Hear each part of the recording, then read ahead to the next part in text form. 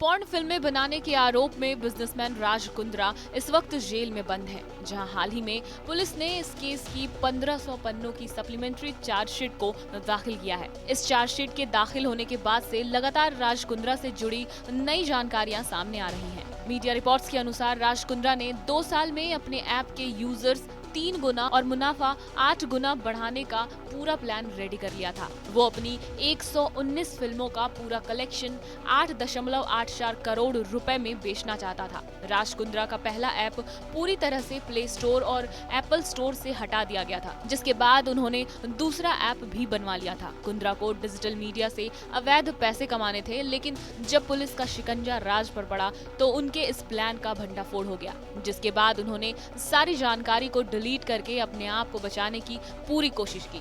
सारा data delete करने के बाद राज समझ चुके थे कि पुलिस अब उन तक पहुंचने में कामयाब नहीं होने वाली है। यही वजह थी कि जब पुलिस ने पहली बार राज को नोटिस भेजा था, तब उन्होंने कहा था कि क्या मैं आरोपी हूं, मैं इस लेटर पर साइन नहीं करूंगा।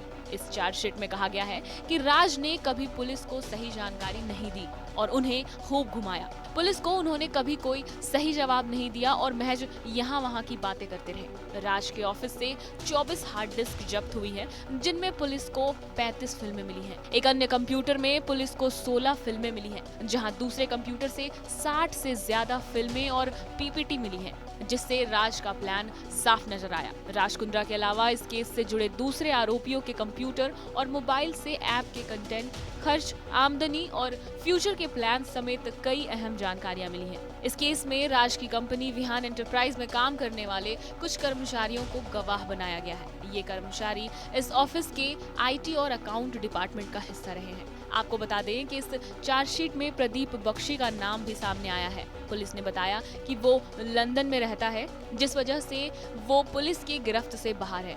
न्यूफ्लिक्स नाम के एक ऐप को चलाने वाला यश ठाकुर यूपी के कानपुर का मूल निवासी है, जहां वो इस वक्त सिंगापुर में है, जिस वजह से उसे भी पुलिस अब तक नहीं पकड़ पाई है। राज के आईटी मैनेजर रायन थारप का लैपटॉप भी पुलिस के हाथ लग गया था, जहां इस लैपटॉप में पुलिस को राज कुंद्रा के अगले 2 साल का पूरा प्लान भी मिल गया था। पीपीटी में राज का प्रोजेक्शन था कि उन्हें साल 2021 में 31 लाख और 2022 में 98 लाख ग्राहक को अपने इस ऐप से जोड़ना है। बहरहाल हमारी इस खबर पर क्या है आपकी प्रतिक्रिया, हमें कमेंट करके जरूर बताएं। बाकी देश और दुनिया और एंटरटेनमेंट से जुड़ी सभी खबरों के लिए देखते रहें TV9 डिजिटल।